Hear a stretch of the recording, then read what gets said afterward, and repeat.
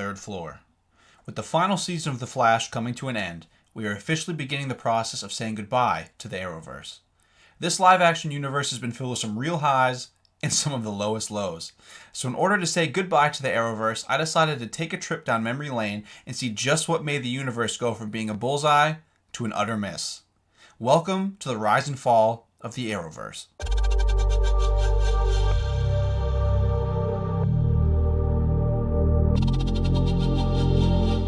During the MCU's rise to power, the DCEU was falling behind. Their movies were being outclassed and their popularity was dropping rapidly. DC's only successful products were their animated movies and TV series that had been and continue to be some of their best work. Because DC realized that they need to begin making some high-quality live-action content to remain relevant, they decided to create a little show called Arrow. Arrow was released on October 10th, 2012 on the CW network, and it was a huge hit. Clearly taking influence from the Christopher Nolan Batman trilogy that came out a few years prior, Arrow was a gritty and realistic superhero series that had an original plot and interesting characters. The show was led by actor Stephen Amell, who plays Oliver Queen. He brought a sense of realism to the show due to his impressive athleticism and willingness to put time and effort into his stunts. He was backed up by an excellent supporting cast including David Ramsey as John Diggle, Susanna Thompson as Moira Queen, and Manu Bennett's Slade Wilson. The first season, in my opinion, was a masterpiece. It was exciting and different than most of the superhero content we were used to seeing at the time. We had a protagonist that was a superhero, yet he killed people. He was dark and brooding, and he was really compelling to watch. The second I saw Oliver snap somebody's neck and deliver the most iconic quote in the Arrowverse history, "Nobody can know my secret." I knew I was hooked. Arrow Season 1 also introduced their now famous flashbacks. They used these flashbacks masterfully in order to give exposition and to keep the audience engaged. It was really well done and always made you want to tune into the next episode to see what secrets Oliver would reveal next. Arrow Season 1 was peak Arrowverse in my opinion. As a reference, Arrow Season 1 averaged about 3.7 million viewers per episode. After the shocking success of Arrow Season 1, the CW knew they needed to follow up and continue to grow. So, they followed up with another beloved storyline for Season 2, Oliver vs. Slade Wilson, aka Deathstroke. This season began to slightly move away from the hyper-realism of the first season and introduce us into the realm of superpowers. Despite that fact, and despite Oliver moving away from killing, this season still brought some excellent storytelling and proved to us that the flashbacks had some real meaning to them. This season reached a climax when the flashbacks and the main story met perfectly and built up Slade Wilson into an excellent antagonist for Oliver. I just gotta say, I think Manu Bennett doesn't get enough credit for his performance as Deathstroke. I think he physically and emotionally captures the character well, and he definitely made the show more interesting. Despite all of these positives, the show began to get their first bits of negative feedback from critics and fans alike. There were certain groups of people that hated the fact that Oliver swore off killing only 2 seasons in. To them, it made the character less unique and seemed too early in the show to get to that point. Others hated the fact that the showrunners were clearly trying to start a soap opera-esque love story between Oliver and his partner in crime Felicity, when it just did not feel natural. In this season, we also got the first seeds planted of a connected universe when we were introduced to Barry Allen, who was struck by lightning at the end of the season, which would eventually lead us into The Flash. Flash Season 1 was released on October 7th, 2014. It was a complete and utter 180 from Arrow. It was a CGI-heavy, superpower-filled comedy that most people thought would be horrible, but as a surprise to most, it ended up being a hit. Despite their poor budget, their lackluster effects, the CW managed to create an interesting and emotionally driven story that was a real joy to watch. It had an excellent feel to it, and the cast meshed perfectly. The show was led by Grant Gustin's emotionally vulnerable but resilient leader, Barry Allen. He was supported by Daniel Panabaker's Caitlin Snow, Carlos Valdez, Cisco Ramon, and Tom Cavanaugh's Harry Wells. Now, I'm not going to say this show broke any molds when being created. It in fact followed the same villain of the week format that most superhero shows followed at the time. But it had an excellent main plot in Barry's fight against the Reverse Flash, and also had a lot of heart and humor. So despite all of its hurdles to get past, most people saw The Flash as a worthy partner to Arrow. And again, as a reference, Season 1 of The Flash averaged 4.6 million views per episode. That's almost a million more views per episode than the first season of Arrow. After all the success of both Arrow and The Flash, you'd think that the showrunners at CW would have a good idea of what the audience wanted. But unfortunately, that was not the case.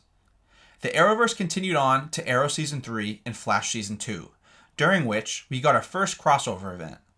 Arrow Season 3 continued to trend in the wrong direction, where we moved deeper and deeper into the realm of magic, resurrection, and horribly written love stories.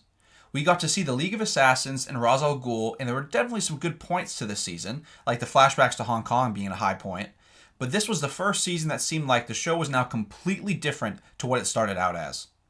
Now, I don't want to be too harsh on Flash Season 2, because Zoom was a cool character, we were introduced to the multiverse and a bunch of fun other new ideas, but this season is when I at least started getting doubts in the back of my head, because the season was so similar to the first one. The major villain was a speedster, they had smaller villains to capture each episode, so villains of the week, and you definitely had a lot more cringe in the show, especially with these new multiverse characters that were super hard to watch. But despite these newfound concerns, the season was widely considered a success by many. In regards to viewership, the third season of Arrow saw a slight increase from the second season as they pulled in 3.25 million viewers per episode, while The Flash actually saw a drop, getting 4.2 million per episode. Once you get past Season 3 of Arrow and Season 2 of The Flash is where things start to get rough. This is the time point that I officially mark as the fall of the Arrowverse. After Arrow Season 3, the show falls into a pattern of having weak, uninteresting villains like Diaz, the Ninth Circle, and Damien Dark. They fully embrace their new soap opera style of storytelling, where everything is over-dramatized and Oliver's love life takes priority over the actual story of the show. It's extremely frustrating to be forced to watch this once great character be slowly stripped of everything that made him unique by the writers. We have to watch him become the leader of an absolutely insufferable team of idiots that include Wild Dog, the Mr. T, whatever his name is, and the Mummy Dude. We see the once confident and calculated Oliver become overly emotional, insecure, and erratic. And don't even get me started on how he flip-flops between killing and not killing so easily. Let's also not forget that the show's once grounded and realistic roots are now gone, so we have to watch a man with a bow and arrow compete against people with magic, lasers, and everything in between that is clearly better than Oliver Queen. The only positives I have for these later seasons of Arrow are Prometheus in Season 5 and the flashbacks throughout the rest of the show. Prometheus lets us look into the psyche of Oliver and really bring some depth to the character, and I really enjoyed his internal struggle in this season. And in the flashbacks, they give us a small taste of the Arrow we always knew and loved in the earlier seasons. Now, on the flip side, we have The Flash, that is, in my opinion, worse off than Arrow is as the seasons progress. The budget is clearly not there.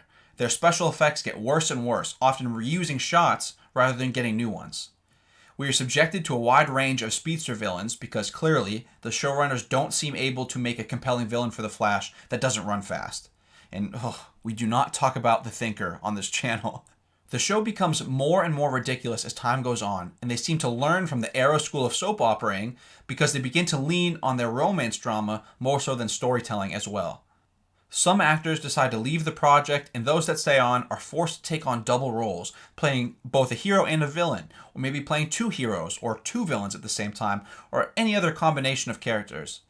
This show was plagued with some horrible writing, and I want to highlight the storylines that include Barry's kids coming back from the future as being especially bad. I will say on a positive note, though, that there are some moments in The Flash past Season 2 that are enjoyable. There are some surprises, some things that kind of get you off your seat and excited. And they also have some characters that maintain a high level of watchability throughout the show. In my opinion, those characters are Joe West, Harrison Wells, aka the Reverse Flash, and at times Barry Allen. These characters always stayed interesting. I think they were acted and portrayed really well. So I definitely continued to enjoy these characters even as the show's quality kind of tanked. While all of this is going on, and the CW's two main shows begin to struggle, they decide in an attempt to mimic the MCU format to add more shows to the mix. Shows like Supergirl, Batgirl, and Legends of Tomorrow are all released, and boy, oh boy, they're bad. I'm not going to go into too much detail about these shows because truthfully, I don't care much about them, but I will go into the effect that they had on the Arrowverse in general. With all of these shows running at the same time and crossover events happening every single year, it becomes more and more apparent that the CW does not have the budget to make these shows the way they should be made. They spread themselves too thin and end up paying the price for it. Show quality goes down both in writing and effects. Directors, writers, and actors begin to leave these different projects, and all these shows end up slowly dying out. In terms of Arrow, the show had a steady decline in viewership until season 4, where they would only get an average viewership of 2.9 million viewers per episode. That number would continue to decline until the final season limped to the finish line and drew in 1.5 million viewers per episode. That's less than half of their first season. Half. That's telling right there. The Flash had a similar trend. They lost 500,000 viewers per episode between nearly every single season past season 2. It got to the point where the last season that has been tallied, which is season 8, they only got 1 million viewers per episode. That is less than a fourth of their original season's tally.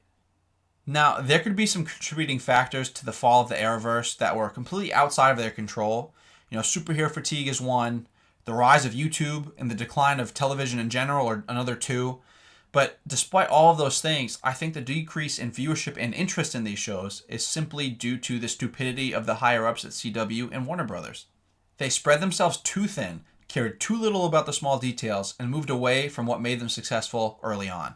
Now, after listening to this video, you may think I'm an Arrowverse or DC hater, and I'm just trying to pile it on as the universe shuts down, but that's not the case. I loved the Arrowverse. I remember getting together with my buddies in college, super excited to see the next Arrow episode. And to be honest, I think DC has the better characters than Marvel even does, right? So I'm no hater. I just don't think DC knows how to execute. And I think they have harder characters to execute because they're so powerful and fantastical, so CGI has to be on point and stories have to be on point. So I think they have a more difficult group of characters, but at the same time, they're better characters, they're more interesting, and they still can't execute, so I think that's the problem. So now that the Arrowverse is coming to a close, and we're looking to the future, it's tough to say what the legacy of the Arrowverse will be decades down the line. Will it become popular again? Will people appreciate it more in the future when maybe superheroes aren't the main form of entertainment? Sadly, I think the Arrowverse's legacy will be that it had some great moments, there's some really good actors and characters in it, but in the end, the people who ran the shows didn't believe enough in them to invest in them. So they started off with a bang, but they ended with a whimper. Despite how I feel about how the universe ended, I do want to thank the people involved with the Arrowverse. They provided me and the other members of the Third Floor some really great memories that we'll never forget. They really brought us together. They kind of started these debates that we're having now that eventually led to the creation of the Third Floor. So we owe a lot to the Arrowverse, and we definitely enjoyed our time watching it, even though we might not have liked how it ended. So that's really all I got for you guys today. That's my opinion on how the Arrow kind of rose to power and then fell by the wayside. Please let me know what you guys think in the comments. Do you think I'm being harsh on these shows? Do you think that they're better than I remember and maybe I need to go rewatch them again? Or am I saying the truth? Were they really not as good as they should have been? Please leave a comment. Let me know what you guys think about this video and the Arrowverse in general. And please remember to like and subscribe if you enjoyed this video. Thank you guys again so much for listening. We appreciate you guys so much, and we'll catch you next time.